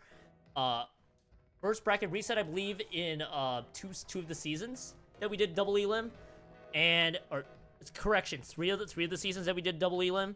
And it was a classic. The first one was the team that came out of losers final that time, New Horizons, swept through UCSD Esports, forcing a bracket reset where that bracket reset went to all 7 games. Oh dang! It was really fun and entertaining to watch, really, between UCSD Esports versus oh god, what is that team? New Horizons. By the way, shoutouts to UCSD Esports, another collegiate team from seasons past that won it all in season 6. But it was such a fun match to watch between the two. They played each other in winners finals. They then met again in grand finals. They both, and I think those two, there's like camaraderie that, I just was excited. I was excited to watch the entire time. Yeah, I mean, I enjoy. I've met people from UCSD collegiate teams, both the Navy and the Gold, and they're both great teams and great people to kind of just meet and talk to. Yeah, Gold is the team I'm familiar with the most because they had CD Woomy, I believe, is in that Gold team. And the rest, basically the rest of the group that I'm familiar with from UCSD is Gold, and I will continue to have some attachments to that team. They were so much fun to watch each time too. So it looks like right now we're still on this holding pattern here. It looks like Deadeye is just chilling here. Yeah, I mean, Kellen, if you are able to, do you want to see if you can try to do a live look-in on the side of Proton John's screen? Let's see if we can. I'm gonna see if I can also scuff. I did say scuff intentionally. I'm gonna try to see if I can cobble together the live look-in. I thought I had it ready to go, and I did not. My apologies. My professionalism sucks for those who are tuning in. But yeah, you can do the quick radio call while I get something set up here too. Yeah, I mean, I don't quite know what to say since it's kind of just on break. Oh yeah, no problem. We're figuring it out as we go right now, and it looks like, oh Jesus, never mind, we're not doing a live looking. I think that set, I believe, just went final. All right, good to know. I believe that set just went final. Okay, that makes a lot more sense now, then, doesn't it? Yeah, they caught up. I figured as much. I think I just saw the set going final. Yep, I think it was TZS 3, Inkslingers 1. We'll see Inkslingers take on the winner of losers semis, which that will be a lot of fun to see here. But we gotta figure out which team is gonna come out of that side. Yeah, and there's still currently no input in terms of the results for the PEKO versus ADSD.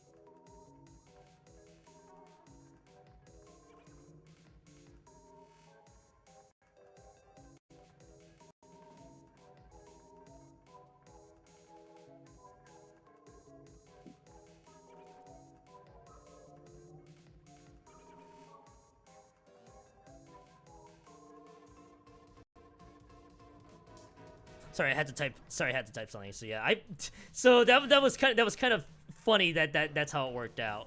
So winners bracket goes into intermission. So that means we are gonna be the spotlight, I think, for some people. All of you people who are tuning in still. All you people tuning into our stream, thank you guys for tuning in as always. We're still we are still on a holding pattern for the results right now. It looks like both teams are just finally relaxing. So. That'll give me time to queue up the semis round while we're still waiting on the results for that. Yeah.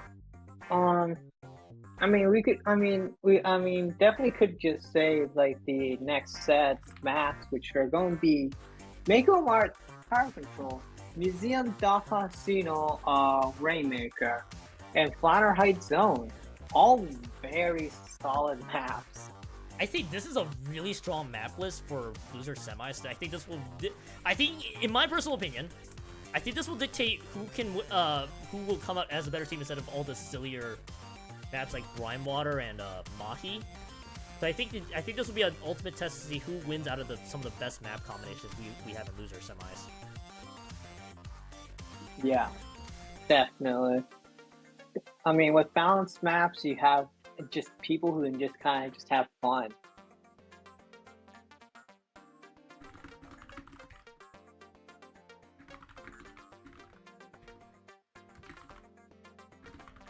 Yeah, I'm just getting information here.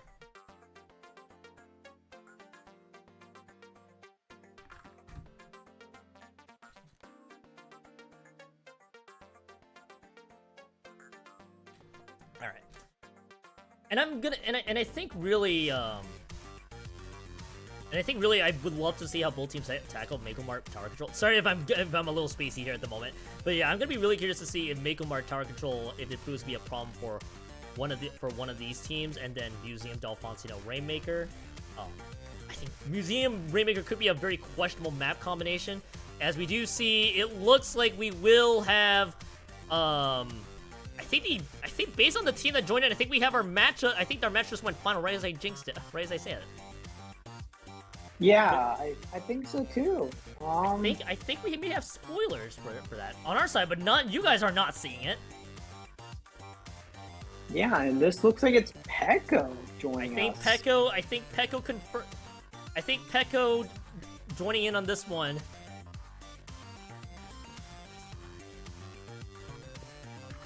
Which is, you know, that makes sense. PEKO versus ADSD.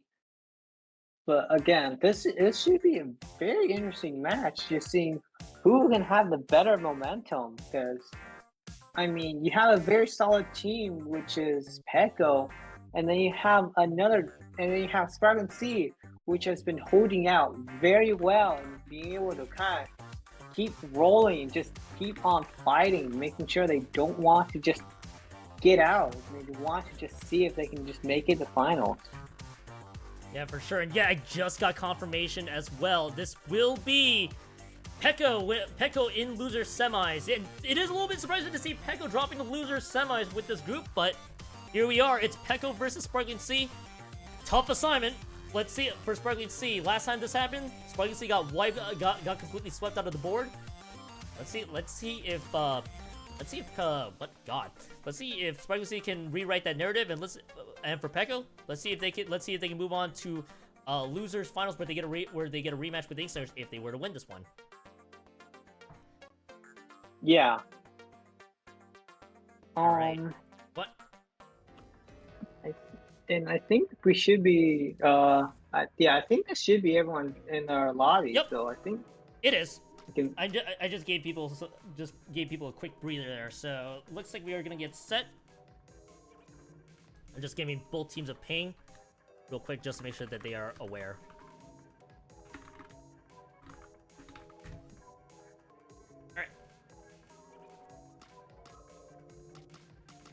All right, let's roll. All right, I know you literally just talked about Maple Tower earlier. Want to cover it again? I mean, I didn't actually cover any of the maps. I just said what the maps were. So let's then let's cover them now. Yeah, let's do it. Yeah, so for Maple Tower Control, so this map is very much kind of actually. It depends on how well you can actually use the tower to your advantage, as tower control kind of moves to certain key spots that allow you to kind of just invade the enemy base, and you don't have to worry about the tower too much until the tower has broken the second checkpoint. Afterwards, it gets a little funneled into the spawning area of the enemies, and you can kind of snowball from there. Yeah, and I think, at least in my personal opinion, Alexis, I'm gonna be curious to see how both teams deal with that second checkpoint. Everything en route to the second checkpoint can be a little tricky because of its location. So it's gonna be fascinating to see how both these teams tackle it once they get to that point. Yeah, I mean, I definitely think we're gonna see some bubblers, because bubbler has gotten such a huge buff, and it's gonna be very hard if you pop big bubbler on the tower. It's gonna be very hard to kind of hit that big bubbler just because of how tall it's gone. All right, and both teams are queued in. Last matchup for us on stream, but for the others, it's losers round 4. I actually like some of these weapons that both teams are dishing out. Yeah, I mean, like it's very meta-esque from the side of PEKO, where you have a ballpoint and double splash and wiper, but 3 get taken out from PEKO, and you have SparklingSea still running their very defensive comp. Yes, SparklingSea has basically ran this entire similar composition, this entire lower brackets run. As, oh no, 1 point remaining. They were stalling out the first checkpoint a little longer. I think that might have been intentional though. They break through the first checkpoint. A strong start, by the way, for SparklingSea. They do lose the tower initially, but the wiper drops again, and it will be just 62 points remaining, though, all things considered. Yeah, and PEKO did very well defending that Kraken away from getting further points, and PEKO now has a very strong control over mid, is able to just collapse in on the different members of SparklingSea from all different angles, and we see the flings that get taken out, and this first checkpoint now goes down to PEKO, and PEKO is now able to get further points, and there's the lead. That's a huge lead swap, and now 2 members dropping right out of the gates, make that 3, and PEKO does not want to go out this early as they get through the second checkpoint. They're going to be close to the third. The flings the drops as well, and it is going to be even more members going down. V-splash down on both sides, but it is going to be the third checkpoint. If they break through the third checkpoint, this could be good, but it looks like all that being said and done, SparklingSea, they hold just for a bit, but it's 14 points remaining. Yeah, and again, the key checkpoint that you need to break on this map is second checkpoint, and PEKO broke that and then some, all the way almost down and all the way to the last checkpoint. And now all PEKO really needs to do is kind of just all out SparklingSea, as we see like SparklingSea trying to figure out, like, just secure their tower path, just for a little bit to get a little bit ahead. Yeah. Right now, SuperIcee, they have to just kind of work around this, aggression. But they tried to work around it for like a quick second, and they dropped 2 right out of the game, make that 3 down already. And PEKO, they put a stop to another push, a delayed wipeout to seal it, and it looks like SuperIcee is just having a hard time getting out of there. And PEKO, they're just trying to keep that pedal to the metal right now as they keep this push going, and it is just the triple ink strike charged up. They have 2 specials up, they lose 1 now, and the ballpoint Splat League is the only one left, but they lose that special as well. SuperIcee, nice hold, but they gotta convert this into offense. Yeah, but it's very hard to convert that to offense when the only person that currently still has their special is a Crab user, and Crab can easily shut down whatever push you can probably think about, and you need to take that out. As the Crab is now popped, but did get taken out by missiles, but that's not exactly a good trade you want to take, as you have this continuous stagger coming from Sparkling Sea. Yeah, and right now Sparkling Sea is just having a rough go at it. They're just trying to find the angles that they so desperately need in order to find picks onto the rest of PEKO members. But anytime they try to find some of those angles, PEKO tries to shut those ideas down. They lose 3. Another delayed triple, I believe, maybe a delayed wipeout, and it will be a delayed wipeout. The 3rd checkpoint on the hands of Ghost, but Ghost is off the tower, at least for now. And now the rest of PEKO, they're on this tower, and they will seal this one, game 1, over to PEKO. Yeah, I mean, Sparkling Sea had a very strong start, but again, they couldn't quite be able to control much territory just because the Kraken just could not really get in. And when your idea is around Kraken, and Kraken needs to jump over platforms in empty space, I mean, it's just very hard for it to actually do anything. PEKO, on the other hand, was able to just shut things down with just ink strikes and just constant paint that Sparkling Sea could just not paint over fast enough. I mean, Sparkling Sea had just a really, they had a fast start. They basically won a quick fight. The Wiper just kept going down on the side of PEKO. So you just had a feeling that, okay, maybe Sparkling Sea may have figured out the answer that PEKO needed, and then PEKO realized, we're still in this. We can still try to run it back the other direction. And they did. They brought it on the 14-point main. The small stop there, but it was just a small hitch there. They convert that to a KO. It's match point for PEKO. Sparkling Sea need to win the second map to extend this to a 3rd game, and it happens on Museum Rainmaker. Yeah, and Museum Rainmaker is a very balanced map mode, but when you're dealing with crabs, that can easily swing in the favor of whatever crab user. And again, Kraken, if we see Kraken from side of Sparkling Sea, I'm just hesitant on not how it really can do anything, because Kraken still has empty space it has to go over, and whether you go from the spinner, and if you go from the right side, you have so much territory you have to swim through that your timer is just going to run out. Oh, absolutely. Both teams, this is a quick cue. I wonder if this is the same weapons, actually, because usually I don't see matches just go by this fast. But it looks like, right, and let's see, are they going to stick to the same ones? I do see the same ones from PEKO, and I think I'm going to see the same ones on, nope, it is not the same ones. It's a Sorella Brella change instead of the 96 Gal. A very nice change, especially since Sorella has the better object damage, but unfortunately, CrimeMan did fall into the water by actually not making the squid roll jump off, and is about to get punished by this Viper. And there's 2 down on the side of Sparkling Sea. Yeah, now Sparkling Sea, they get a delayed triple. This is just an easy jump to the first checkpoint. That's usually the move you want to make, especially in Museum. They do lose the Wiper, they lose the Splash, but both teams drop 2 out of the gate. And now things are gonna slow down a bit there. Nice find by Storm. Storm finds 2, turning that into a wipeout. And this is now the Inkjet available on Ghost's. And the Rainmaker's picked up. This is going to be a slight clearance, maybe, unless they might be able to run for the hills. And the Rainmaker goes down. All that being said and done, it's 9 points remain. The Splash is the one that follows it through. Kanan with that Rainmaker cannot slam it home. Only 2 points remaining. PEKO does not want to stay alive in this one, but Sparkling Sea, they still have some chance. They still have a chance, but not a high one. Yeah, especially with all of jumping back in and putting pressure back on Sparkling Sea's spinner area. And this Wiper has gotten a pick on Rainmaker. And that's a wipe on the side of Sparkling Sea. And now Cannon is now going even further in, just hoping they can just distract Sparkling Sea away from the Rainmaker.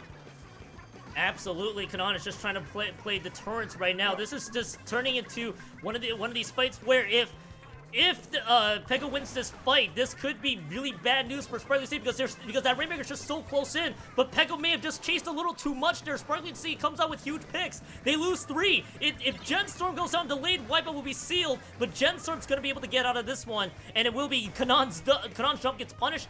And all that being said and done, Sparkling Sea, they get to live for another day. Yeah, but with that 2-point lead, I mean, or not 2-point lead, though, 2 points in general. I mean, it's going to be very hard for Sparkling Sea to be able to take the win unless they go for a full knockout. And with PEKO going for having this crab onto the enemies, onto mid spinner, Sparkling Sea just does not have any breathing room onto their flat. Yeah, right now, CrimeMan is the one that, or Butters rather, is the one that is picking up this Rainmaker. They just need to get past their own territory. PEKO's just have played so aggressively enough to this point. Sparkling Sea just are always being thrown off on a few steps there. Kanan's going to be able to stamp Butters out of commission, and that will be the Ultra Stamp and a wipeout. It's just not looking great for Sparkling Sea. PEKO wins a huge fight, and Kanan gets punished, though, going a little too far in, but this might be enough paint here. The Rainmaker is being fired in direction. Sparkling Sea, they just barely stay alive. So all that being said and done, Espurr is just going to retreat with that Rainmaker. Kanan's jumping back in. Yeah, but again, missiles are getting popped out, but Sparkling Sea is not able to really get PEKO kind of out of the base, and finally you get this pick on Rainmaker, but again, it's just not quite enough as PEKO's just kind of all over the place and just kind of just wanting to, you know, just harass the Rainmaker when they can, as again, Sparkling Sea is just hesitant pushing out their flat. Oh, definitely. And right now we do see Butters being able to take out Kanan, by the way, with that Rainmaker. And as you mentioned before, they have to get, this is a huge mountain for Sparkling Sea. If they win on a lot of these fights they have to take home the first checkpoint and then basically be near KO range. And we do see right now they're trying their best to win on some of these fights. They finally got out of mid. They finally got points on the board, but they lose 3. They get wiped out again. Yeah, and Sparkling Sea just needs to be able to win these like 1v1s and 2v1s, but again, Sparkling Sea is just not really together, and because of that, PEKO is just able to collapse in on these different people from Sparkling Sea, and that's 2 down from both sides, but PEKO still has the advantage, especially with Viper being that close to Rainmaker, getting that pop, and now is able to kind of just stall this Rainmaker out. Yeah, and I was about to mention that Kanan was installed territory in terms of the time that they had left, but now it's 12 seconds. This, again, a huge mountain for Sparkling Sea, but miracles do happen, but they needed a handful of them, and the Trizuke, I believe, they picked out 2 members. That's a nice start, but they gotta keep this one going here, Alexis. They enter OT. They gotta get through this first checkpoint. Yeah, and especially since it's going to be really hard since this Viper is immediately harassing the Rainmaker, and that's game. And that is the end of Sparkling Sea's run of hope as PEKO has a rematch in Losers Finals against Inkslayers. That 2-0 was basically kind of a game where one side remembers that they can dominate this map and their opposition. It just took them a bit of time to figure that part out. And in this case, for the second map, much cleaner for PEKO this go around. Yeah, definitely. I think PEKO finally figured out kind of the idea of how Sparkling Sea kind of plays, and was able to kind of just go even harder aggro on the defensive comp. As again, the best way to fight a defensive comp is hyper aggro or a defensive comp, and PEKO decided to go hyper aggro and just pretty much break through the front lines just through brute force alone. Oh, for sure. And I think really for really for PEKO, they remembered how they basically needed to win, for basically all their matchups leading up to this point. The first two maps, let's say this. It was a slower start. They got wiped out right out of the gate. Then they ran it back the other direction.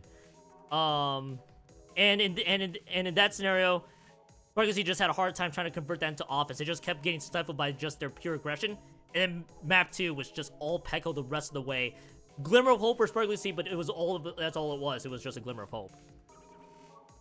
Yeah, I mean, SuperIcee just in order to win against PEKO, they just need to be a little bit more together when they take fights. And PEKO kind of was able to just take out any stragglers and was able to get these 1 down to 3 down situations.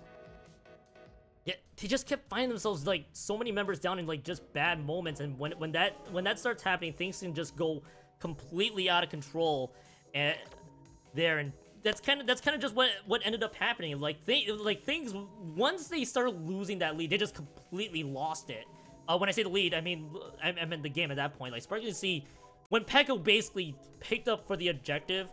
And then tried to push very far up ahead with it. You just kind of you got the feeling that SuperIcee was just trying to find some of those angles or try to find some of those picks that they can against PEKO, but PEKO kept their bases covered every time, and it was just a very tough go for SuperIcee. Whom I gotta give SuperIcee credit here, Alexis. They played their hearts out all the way to loser semis as the 8th seed, able to get through. Oh, what are the teams? IRS, Ludicrous Speed, and IOSYS, so I gotta give them massive props just throughout this lower bracket run.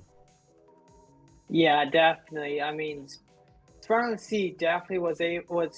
I mean, they may have been given that seed, but they definitely did not want to be known as that kind of like that low level of a seed. I think they definitely want to be like, we are very much a good team, and we want to be recognized as that instead of someone who's a little bit on the lower end of seeds. Oh yeah, for sure. Alexis, I just got our cue. We are good to sign off for our streaming end of the evening. So, how did you feel about casting your first PSL lower brackets? I felt like it was a little bit more lax than kind of what I'm used to in like the collegiate cephalopod association. Oh, yeah. But it was definitely a nice experience to kind of just do just casual banter and just have a little bit of fun. As for the format and stuff, I mean, I like this format. I think this organization is run very well. Good. That's good. That is great to hear. So always appreciate it. Now, Alexis, I have to do this because we usually do it for CCA style. You know the drill. Where can people find you? Yeah. Okay. Yeah, you can find me on Twitter, doing some occasional posts, trying to cheer on my team and other teams I know. On my Twitter at Alexis68, and you can also find me playing for my collegiate team, Kraken Squids, whenever kind of a collegiate season kind of comes around for Splatoon. How about you, Keon? You know where to find me by now. It's my Twitch channel, twitch.tv/Keon2570. My Twitter is, of course, Keon2570. You might have heard my spiel already. I post whatever nonsense I can on Bird's site, and I stream a variety of different things, including Splatoon, on my Twitch channel. This is my 4th season covering lower brackets on PSL. It's always so much fun to do. Also a lot of stress, also a ton of stress, but that's a different story altogether. So I hope you guys hit that follow button on either of those platforms. I do want to say though, Alexis, thank you so much for being my co-com for this lower brackets broadcast. You've been amazing throughout. Yeah, it was very much an honor to be on here, and it was very fun to commentate with you, Keon. For sure, I want to give a few shoutouts and sign-offs as I normally do for lower brackets. Shoutouts to all the teams that participated in the PSL throughout the regular season, including the teams that were eliminated prior to playoffs. Everybody played their hearts out. Everybody played a fun game of Splatoon. I hope you guys enjoyed playing Splatoon as much as everyone. On lower brackets, and of course, other than Elixir, gotta give a huge shout out ADSC, IRS, Ludicrous Speed, Sparkling Sea, Soul, Slant, Golden Octos, and Spectacular Dolphins.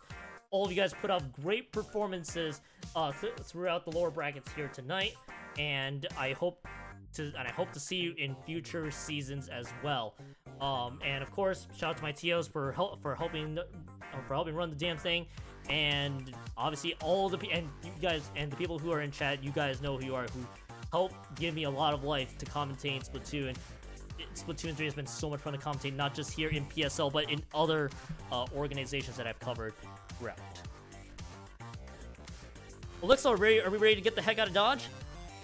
Yeah, I think I don't know. Let's go and see if we can raid Proton John. That's what we're doing. That's what we're doing, boys. Proton John has losers finals and grand finals the rest of the way.